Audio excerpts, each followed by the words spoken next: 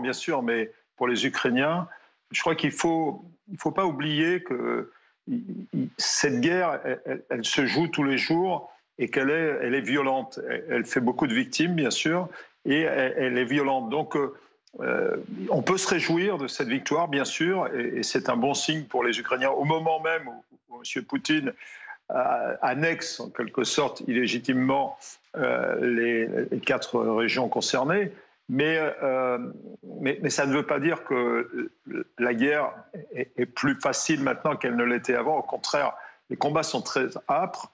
Bon, les Russes se sont retranchés. Ça entraîne d'ailleurs des réactions en Russie, en particulier du côté des ultras dont on pourrait parler, parce que ça peut pousser aussi, ça peut aussi changer l'attitude des Russes, mais on verra. Mais ce qui est certain, c'est que cette guerre va continuer et elle est difficile. Elle est dure pour les deux camps. Il est difficile de dire si l'un va vraiment faire basculer cette guerre dans son sens. C'est mieux que les Ukrainiens reprennent du terrain, mais ce n'est pas gagné pour le moment. Nicolas Tenzer, c'est donc un nouveau revers pour l'armée russe. Côté russe, on évoque, je cite, un repli stratégique. On a évidemment du mal à croire les Russes. Oui, effectivement, il ne s'agit pas véritablement d'un repli. Ça c'est toujours un habillage, comme on l'a vu déjà lors des batailles passées.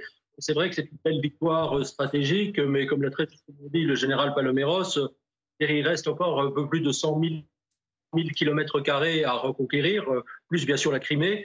Donc voilà, la guerre n'est pas encore gagnée côté ukrainien. Le bon signe, c'est qu'on voit toujours plus d'armes occidentales, notamment américaines, mais aussi françaises, avec de nouveaux canons César afflués vers l'Ukraine.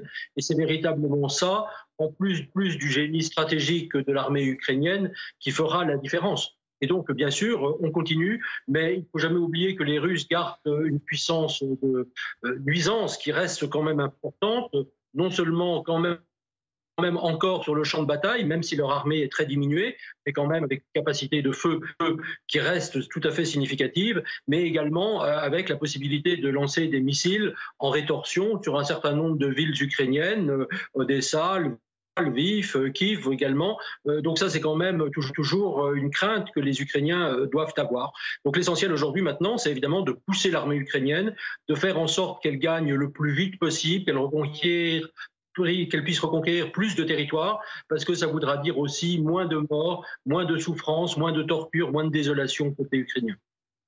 Jean-Paul Paloméros, quel peut être le prochain objectif des Ukrainiens ?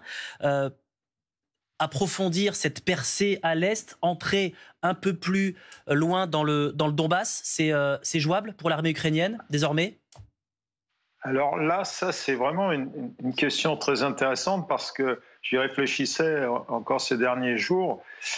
Que ferions-nous, que conseillerions-nous au président Zelensky dans cette situation ? Il y a deux possibilités, peut-être 3. Effectivement, poursuivre et essayer d'enfoncer le clou. Ça aurait un avantage, effectivement, c'est de profiter un peu du désarroi visible de l'armée russe. Elle ne s'est pas encore réorganisée. L'appui des réservistes, quel qu'il soit, ne se manifestera pas. Et ça permettrait d'enfoncer le clou. D'un autre côté, si on regarde bien la carte, ça fait prendre un risque aux Ukrainiens parce qu'au nord, il reste quand même, c'est plus qu'une poche. Il reste quand même la présence soviétique et la présence russe, pardon, d'autant plus que ça se situe à ses frontières, aux frontières de la Russie. Deuxième élément, il peut maintenant éventuellement stabiliser la situation à cet endroit-là, c'est-à-dire à Liman, en disant on tient un nœud stratégique. Pour l'instant, on va stabiliser, on va déjà stabiliser la région qu'on a reprise, et on va essayer de mettre l'accent sur le sud, le sud-est, où là il y a un enjeu aussi qui est considérable. On voit toute la difficulté qu'il y a à avancer du côté de Kherson. Pour l'instant, il n'y a pas eu de percée décisive. Donc là, voilà, les Ukrainiens, on pourrait parler de sous-options, évidemment, aller prendre telle ou telle ville, mais par exemple, aller reprendre les grandes villes qui sont dans l'oblast de Louhansk, essentiellement, ça me paraîtrait quand même peut-être un peu osé. Maintenant, on va laisser quand même les Ukrainiens mener leur guerre. Ils sont mieux placés que quiconque. Mais par le passé, ils ont été confrontés quand même à des difficultés. Ils se sont laissés enfermer à Mariupol. On ne peut pas leur reprocher, mais c'est un fait. Ils ont eu un petit peu de difficulté aussi dans le Donbass à un moment donné. Ils ont repris leur guerre de mouvement. Il ne faudrait surtout pas qu'ils se laissent enfermer ou coincer dans une guerre statique. Eux, leur avantage, c'est le mouvement. Le mouvement. Et ça surprend toujours les Russes et ça les désarçonne en quelque sorte. Vous restez avec nous. Les premières images de la ville de Liman libérée viennent de nous parvenir. Commentaire, Florence Thiel. Seul au milieu de Liman déserté. Un silence fantomatique ici, à part les bombardements occasionnels et les tirs d'armes légères. En grande partie, cette ville est complètement détruite. Pour certains habitants, le nettoyage a commencé, mais la tâche est immense. La ville n'est plus qu'un champ de ruines. Partout, des immeubles éventrés. Cette aire de jeu pour enfants a laissé la place à un immense cratère. Hier soir, Volodymyr Zelensky a annoncé la libération de la ville par son armée, mais les habitants restés sur place témoignent d'un autre scénario. Les Russes sont partis dans la nuit et le lendemain, c'est ce que les gens ont dit. Je ne l'ai pas vu moi-même, mais ils disent qu'ils étaient assis sur leur véhicule blindé et que leur sac tombait pendant qu'ils roulaient. Ils roulaient comme ça. À terre, les lambeaux du drapeau russe brûlés après la libération. Pour cet habitant qui souhaite rester anonyme, l'arrivée des forces ukrainiennes ne change rien. Les Russes se sont enfuis sans dire un mot à personne. C'est mauvais. Il n'y a pas de travail, pas de gaz, pas d'électricité, rien. Un peu plus loin, la gare ferroviaire, elle aussi dévastée. Stratégique pour l'approvisionnement de l'armée russe durant l'occupation, les rares habitants qui s'y aventurent tentent désormais d'y récupérer ce qu'ils peuvent. Fort de cette victoire, l'armée ukrainienne entend poursuivre son offensive vers l'est du pays. Prochain objectif, reprendre la ville de Kremina, à 25 km de là. Nicolas Tenzer, je voudrais qu'on revienne sur les dernières déclarations du président Volodymyr Zelensky qui affirme, je cite, que les Russes seront tués un par un s'ils ne se rendent pas. On sent bien que la rhétorique change du côté du président ukrainien. C'est une violence dans ces mots qui est assez rare de son côté pour être soulignée. Comment vous analysez ces dernières déclarations? C'est quelque part une réponse à la mobilisation partielle qui a été décrétée par Vladimir Poutine? Alors, je crois qu'il y a deux choses. Il y a un premier aspect, mais qui est dans la continuité de ce que le président Zelensky disait déjà depuis plusieurs semaines, c'est dire aux Russes qui combattent, leur faire passer des messages directement en leur disant, écoutez, si vous continuez à vous battre, il y a de fortes chances pour que vous soyez tués. En revanche, ce que nous vous offrons, c'est la capacité de vous rendre de manière digne. Nous vous traiterons selon les règles établies par la Convention de Genève et jamais, dans le cas d'un échange éventuel de prisonniers, nous ne vous rendrons à la Russie si vous ne le souhaitez pas. Et ça, c'est une réponse à Vladimir Poutine qui avait menacé les déserteurs ou même ceux qui se rendaient. C'était une vieille méthode stalinienne, évidemment, de peine de prison très sévère s'ils décidaient de se rendre. Ça, je pense que c'est la première chose. La deuxième chose, c'est aussi de faire appel à l'opinion publique russe, d'où les mots extrêmement forts du président Zelensky, en disant écoutez, il y a, je dirais, une possibilité, si vous voulez revoir vos enfants, vos frères, vos sœurs, vos femmes, vos maris, vos fiancés, etc., c'est évidemment de protester plus contre cette guerre. Parce que cette guerre, évidemment, et nous sommes en état de légitime défense, ça voudra dire aussi beaucoup plus de morts de votre côté. Et je crois que c'est vraiment plus qu'un message à Vladimir Poutine, qui de toute manière se moque complètement de ces pertes humaines, ça on le sait depuis très longtemps. Rappelez-vous l'épisode du Koursk en 2002 où il n'avait pas manifesté la moindre compassion pour ces sous-mariniers qui avaient été, je dirais, piégés par le Koursk et qui étaient morts et qui avaient refusé d'ailleurs les secours occidentaux.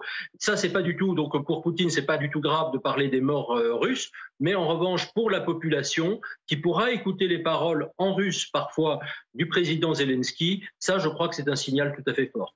Jean-Paul Paloméros, je voudrais qu'on évoque à présent ces images, ces appels de soldats russes sur les réseaux sociaux, ces soldats russes qui demandent de l'appui aérien. Ce sont évidemment des images, des informations qui ont circulé sur les réseaux sociaux qui nous interpellent. Qu'est-ce que ça nous dit des difficultés concrètes des soldats russes sur le terrain? Typiquement sur le sujet que vous abordez de l'appui aérien, évidemment, on a pu être qu'étonnés, en particulier des gens comme moi qui sont sortis, qui ont commandé des armées de l'air modernes, occidentales, de la relative impuissance de l'armée russe. On s'attendait à une campagne aérienne très puissante initiale, un peu dans le style de la guerre du Golfe ou des batailles qu'on fait maintenant, sans la puissance aérienne et sans une certaine supériorité, voire une suprématie aérienne. Évidemment, on n'arrive pas à faire peser assez lourdement sur l'adversaire. Et ça prouve que, à mon avis, l'armée de l'air russe n'est pas extrêmement bien entraînée, mais ça, c'est pas une nouveauté. Beaucoup d'avions, peu d'entraînement. Ensuite, qu'elle n'a pas assez, enfin, que le concept de commandement et de contrôle des opérations russes n'a pas évolué sur le même rythme que celui de l'OTAN, pour faire simple, et donc n'arrive pas à s'adapter à cette situation et à créer une synergie d'effets entre des forces au sol, éventuellement des forces maritimes, des forces aériennes. C'est ça la clé des combats du XXIe siècle, c'est de créer une synergie, y compris d'ailleurs dans le domaine électromagnétique, y compris dans le domaine cyber. Combiner tous les effets avec l'espace qui rend possible un certain nombre d'opérations et surtout la transmission de l'information et du renseignement. C'est ça le désarroi des soldats russes, c'est qu'ils ne comprennent pas, ils ont vu les images d'autres conflits par ailleurs, ils savent très bien que maintenant on a les possibilités numériques pour faire des transmissions en temps réel et être très précis, comme ça a été le cas en Afghanistan, comme ça a été le cas au Mali, etc. Et là, ils ne voient pas leur aviation. Et pour eux, un peu comme les poilus de la guerre de 14, qui ne voyaient pas l'aviation quand ils en avaient besoin, c'est un peu le même syndrome, c'est très frustrant. Nicolas Tenzer, un rappeur russe de 27 ans, très connu en Russie, s'est suicidé après avoir diffusé une vidéo dans laquelle il explique qu'il ne veut pas se battre en Ukraine. Cette vidéo a été vue à des millions de reprises en Russie et elle a créé le choc dans le pays. C'est le signe, une nouvelle fois, que l'opinion est peut-être en train de se retourner contre son président ? Alors, c'est vrai qu'il y a des mouvements évidemment extrêmement importants, forts et salutaires, je dois dire, dans l'opinion depuis la mobilisation dite partielle, mais qui est en fait beaucoup plus générale que partielle, avec un certain nombre de Russes qui refusent de combattre, des familles évidemment qui soutiennent ceux qui refusent de combattre, parce qu'ils savent, ça ils le perçoivent très bien, et là, ça fait encore allusion aux paroles du président Zelensky que vous évoquiez tout à l'heure, que c'est quand même la mort qui est au rendez-vous. Une mort non pas certaine, mais en tout cas probable, en tout cas possible.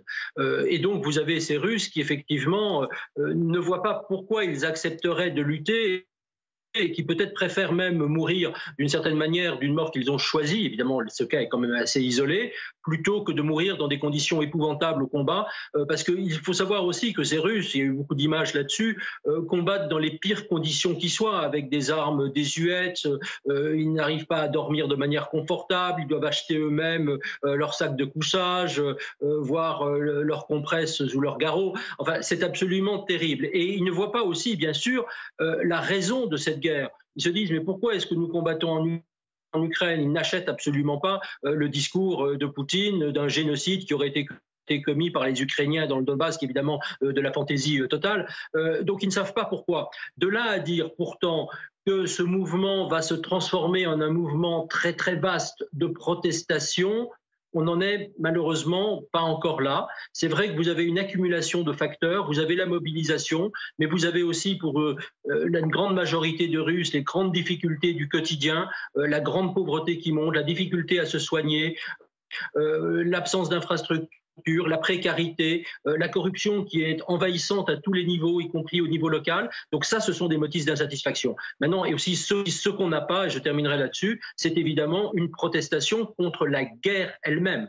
C'est contre la mobilisation, non pas contre le massacre des Ukrainiens, non pas contre les crimes de guerre qui ont été commis par l'armée russe. Donc je pense que beaucoup de Russes, finalement, se voient d'abord eux-mêmes plutôt qu'ils ne voient les souffrances de l'autre.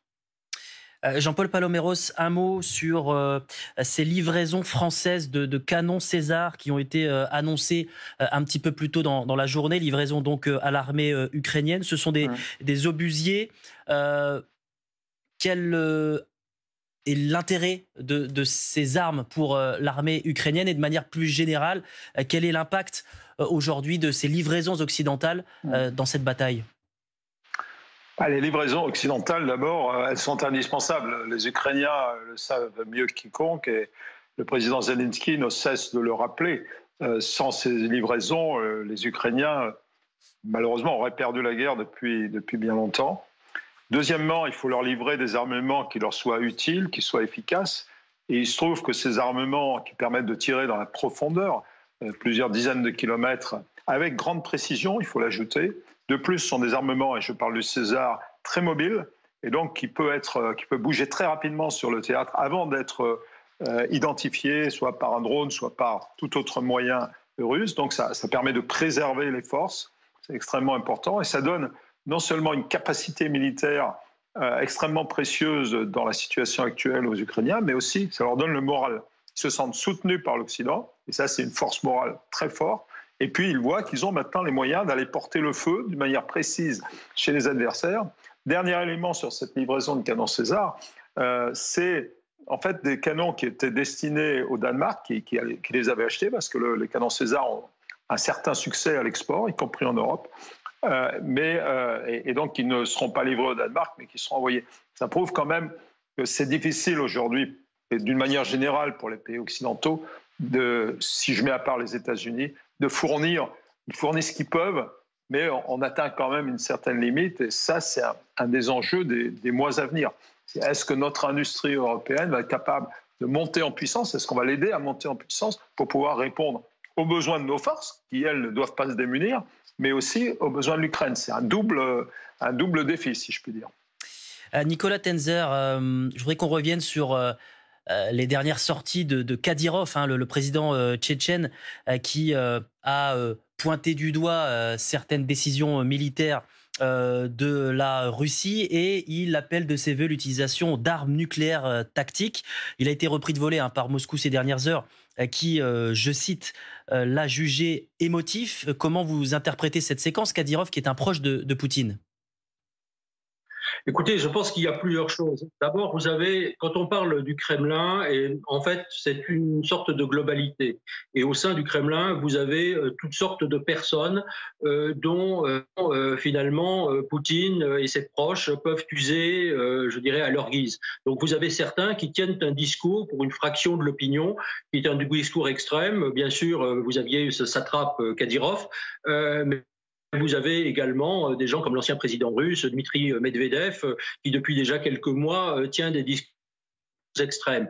Je ne crois pas qu'il faille voir une forme de distance non plus véritable. Encore une fois, tous ces gens-là sont extrêmement utiles à la propagande du Kremlin. Et on entend d'ailleurs parfois une petite musique en Occident qui, je pense, achète un peu trop facilement tout cela, qui dit, vous voyez, en fait on l'entend déjà depuis plusieurs années, Poutine, effectivement, c'est pas très bien, mais il y a pire que lui.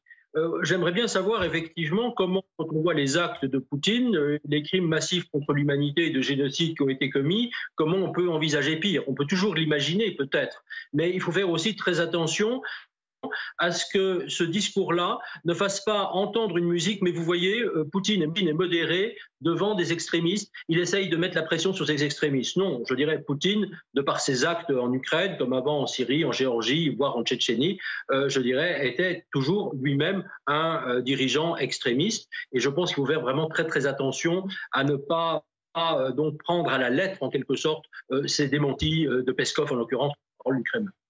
Merci beaucoup à tous les deux pour cet éclairage sur la situation aujourd'hui en Ukraine. Dans le reste de l'actualité,